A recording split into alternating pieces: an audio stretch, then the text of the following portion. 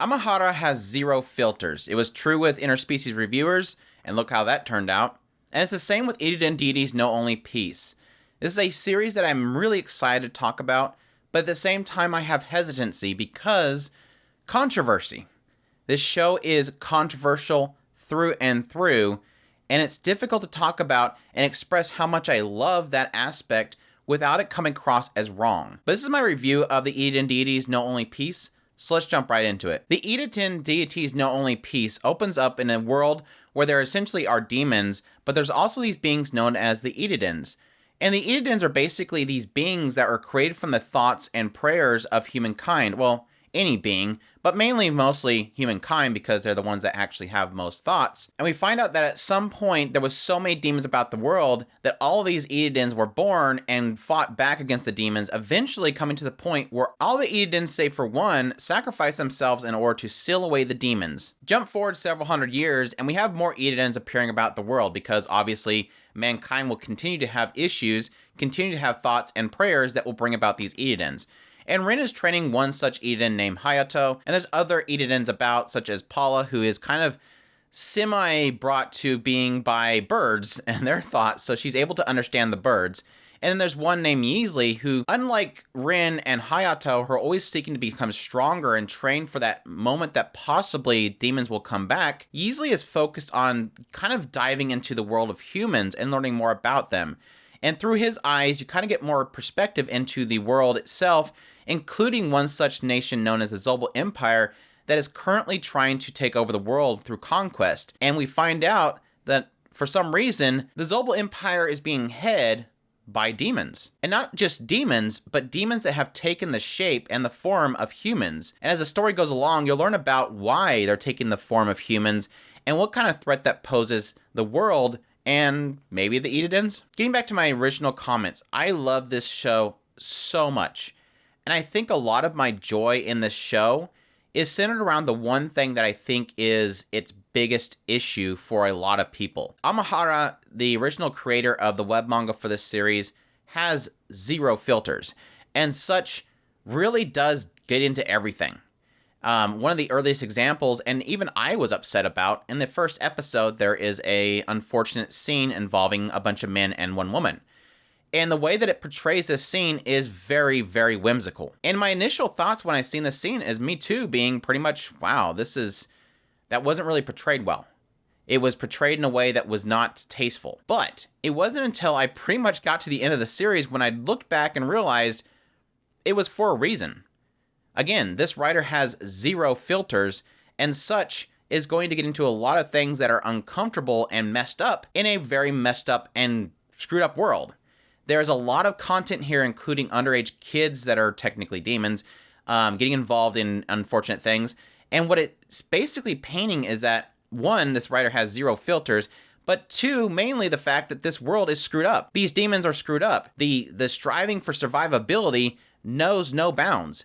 And I think that willingness to really dive into things that are both uncomfortable and, yes, controversial is exactly why I love this writing so much. I never liked the idea of a writer limiting what they put in their art if they want to tell a story. And I think the moment that you start limiting what you put into the context of your story in order to not offend people, it thus limits what the story will tell. And it thus becomes a story that only fits the margins of what people want in their stuff that is not offensive. And so that's where I said, I know that me saying that this show is really fantastic and the reasons why is because offensive stuff is obviously a thing that's going to create a lot of issues for a lot of people. I'm sure this video will get plenty of dislikes, but I think it's good to point out when a writer is willing to not have those filters blocking them when they want to show the disgusting nature of the world itself. It's similar to Goblin Slayer that when it's trying to portray the fact that, yes, goblins reproduce by using women, it unfortunately creates this mindset of, wow, this was a terrible scene, but it's exactly what influences the main character. That's why he's obsessed with doing nothing but killing goblins. It's a similar case here. When you do realize that, yes, these demons are at their worst position, they're obviously going to do whatever they can to reproduce and thus survive. And it has no limits to, well, let's check with the humans to make sure that that's proper first. Oh, that's not proper? Well, I guess we're going to die. It's not the case in this world. Again, similar to the Zobel Empire. The Zobel Empire is seeking to overthrow the world. And how it does that is it needs women to reproduce. And it's not as if they're going to ask for permission as they're taking over territories. It's unsettling, but it's unsettling because that's the point. The point is these demons are terrible in this world and do not match our mentality. And what's great is that it's even the similar case with the Idatens. The Idatens themselves don't understand the mindset of humans. Even though they're birthed from the thoughts and prayers of humankind, it's not as if they understand the issues that the humans see. They have a lot of focus at some point where this nun is trying to find a coexistence. And what does it do? It tries to push her perspective onto the Idatens, and the Idatens are not laughing in her face for the thought of coexistence, but rather questioning it in a way that makes sense. Well, okay, if you want coexistence, then go get 1,000 babies and offer them up to the demons, because that's the only way they're going to survive. Well, then we don't want to do that. That's not good. Well, then they're not going to be able to reproduce unless they're going to die away. How are you going to find that coexistence? And again, I think the aspect of the story that does so well is that it's not hiding from hitting those things. Additionally, this aspect of storytelling with no filters does something really incredible. It makes me unable to really figure out who I support. And I think that's for a purpose. As I'm watching the show, I literally don't know who to root for because every side has an issue. With the Idatens, it almost feels like they're cold-hearted and don't really understand the mindset of the humans despite being born from them. With the demons, obviously they're doing terrible things with women in order to reproduce. They're conquering the world. They're slaughtering hundreds. You can't support them. But then when you get to this point where they're all basically at a head and they're all equally doing terrible things in order to get to the goal that they seek, you realize that you're kind of upset about how each side is being treated. And again, I think that's great because as I was watching the show, I was uncomfortable with every side. I didn't know who was winning and who should win. And I think, again, that's a really fascinating place to be at. It's literally writing in the gray area. And I've always loved that about storytelling. Obviously, additionally, Mappa did a phenomenal job animating this series. And I think this comes in twofold. One, I love the art style. I think cool-kyou, who is obviously known for doing Miss Kobayashi's Dragon Maid, did an excellent job on the character designs themselves. And with that effort, plus with Mappa's creativity, they create a very unique and very bright and vibrant art style that goes along with the series. Add into that incredible action pieces, incredible animation points that are just kind of bringing it to a whole nother level, and then throwing in that very bright, vibrant coloring to things like, obviously, yes, blood effects, explosions, all that kind of stuff, just made the series look so gorgeous. And I cannot express enough, the OP is phenomenal. Add into that, the characters are very fantastic. Now, there is a couple of them that are kind of meh. Yeah, one of the main focuses early on is Hayato. He's just basically a gun-ho shonen character. All he wants to do is get stronger and stronger and stronger. Rin's very much so, seemingly at very beginning, very mute, like there's nothing to her. But then there was a very fantastic backstory that's given to her. And then later on in the series, it throws a conundrum into her mind that she's fighting about. And I cannot wait to see where that goes from here. Additionally, the Demon Lord they get into, his story is fascinating. I cannot wait to see more of that. Yeasley was both calculative and also cold-hearted at the same time. Again, this aspect of the Idatens not really seeing things the way that humans do. And then throw into that characters like Gil and the issues that she's facing with as a nun that feels powerless in the face of everything that's happening around her. It's just a really great cast that have so many facets to them that I can't wait to see how it progresses further and further in the series. Watching how all these characters are dealing with the situation in front of them and how they're thrown left and right, what most would be viewing good and evil, is definitely an interesting thing to get into. I cannot express how phenomenal one character is in the series. A character that I think is possibly going to go down as one of my favorite characters of all time. Yes, again, I will make full 100% note. It's not as if I agree with what this character is doing. It's just like a very well-written villain. You love them, you think they're fantastic as a character, but you don't necessarily agree with everything they're doing. Miku is that case.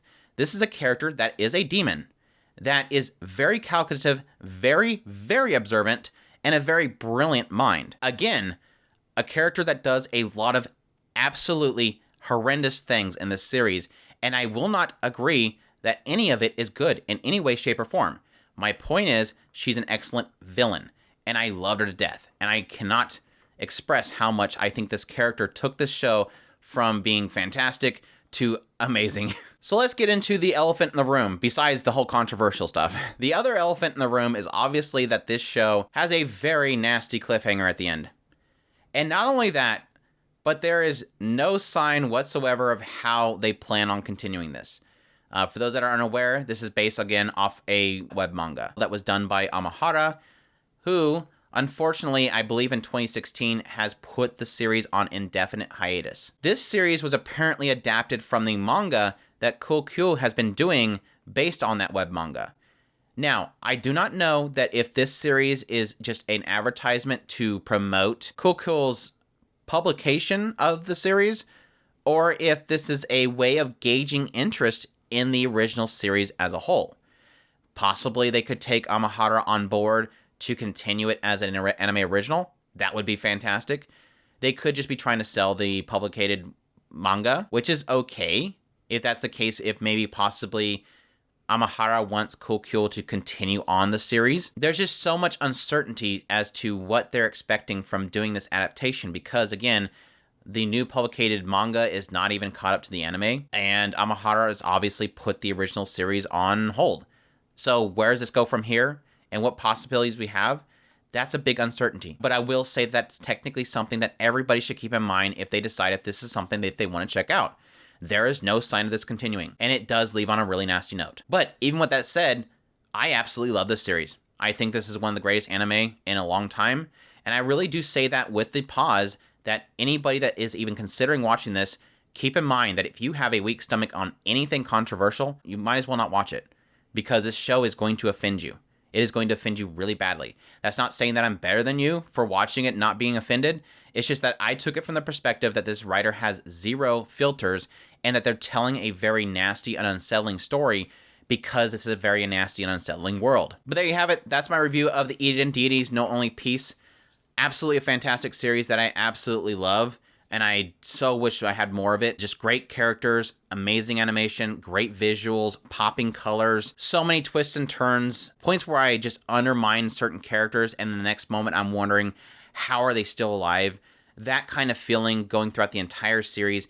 It is great, and I really do miss it, and I really do hope it gets more. But I hope you guys enjoyed my review. If you did, leave a like down below, because I'm sure I'm going to get plenty of dislikes for this. So please, if you can, take a moment, just put a like down there, just so I can keep that like ratio up somehow. Comment, let me know what you thought of the series, or if you're going to check it out. Subscribe if you haven't already. Share this video if you can. Support us on Patreon if you can. We definitely appreciate everybody that does, and y'all take care.